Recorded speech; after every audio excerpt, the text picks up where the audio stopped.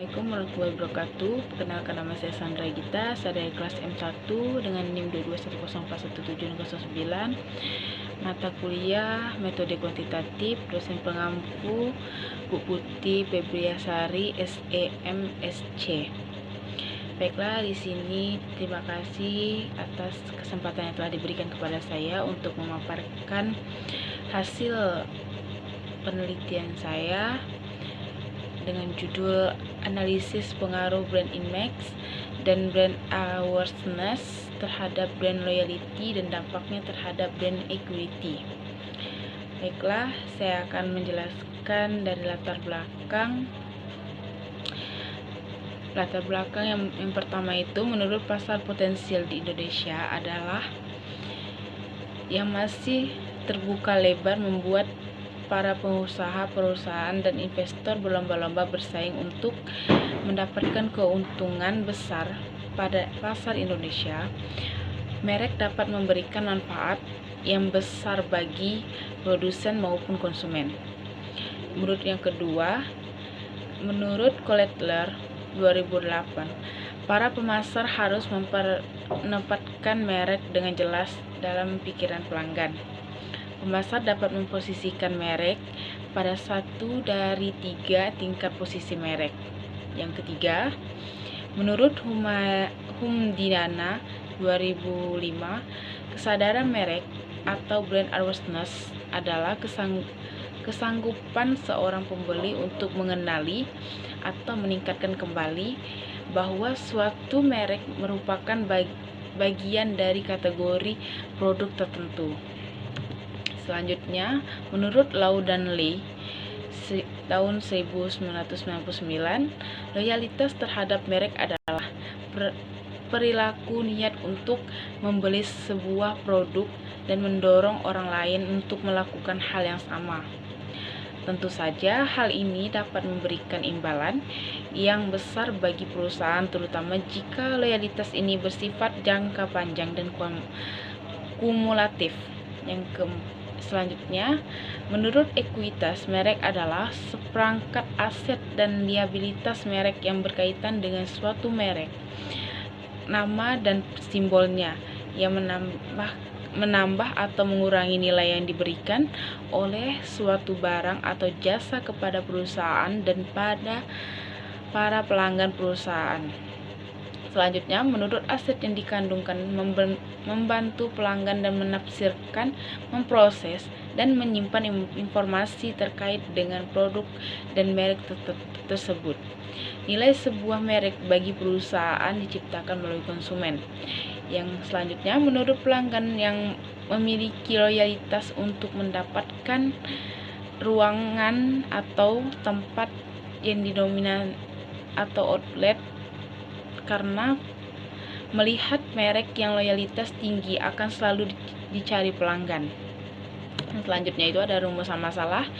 Yang pertama itu, bagaimana pengaruh citra merek atau brand image terhadap loyalitas merek atau brand loyalty operator prabayar simpati di Semarang. Yang kedua itu, bagaimana pengaruh kesadaran merek, brand image atau brand awareness terhadap loyalitas merek atau brand loyalty. Yang ketiga itu, bagaimanakah pengaruh citra merek, brand image terhadap ekuitas merek atau brand equity.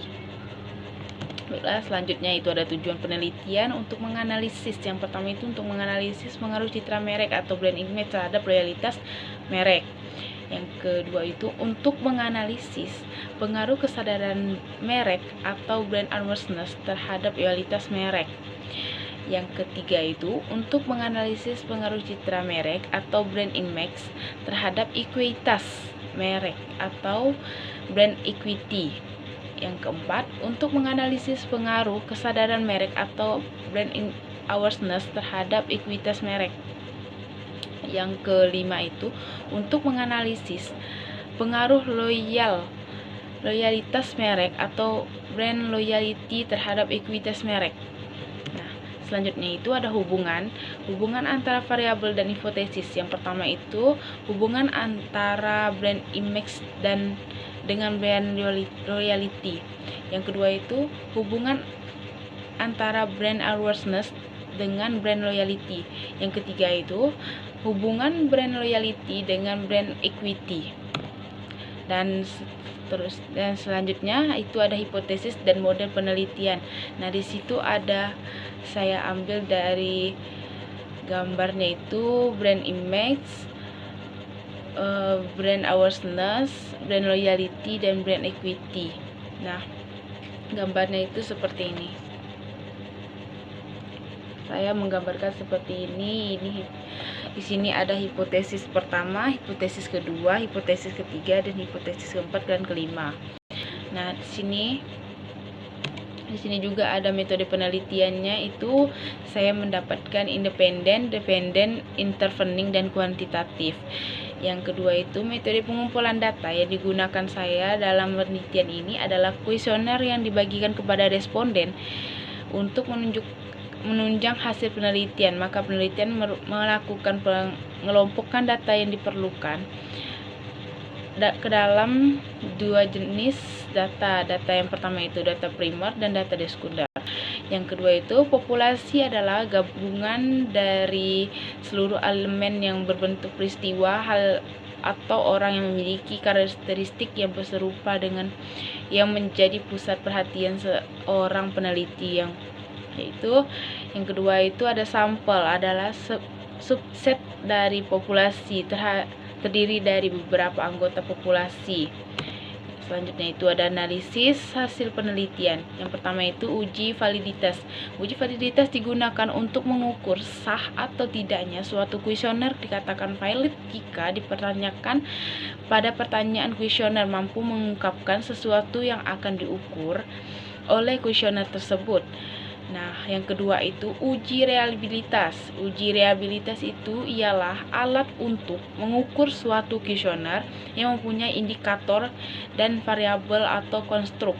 Sebuah kuesioner dengan reliable atau handal jika jawaban seseorang terhadap pertanyaan akan kuesioner atau stabil dari waktu ke waktu.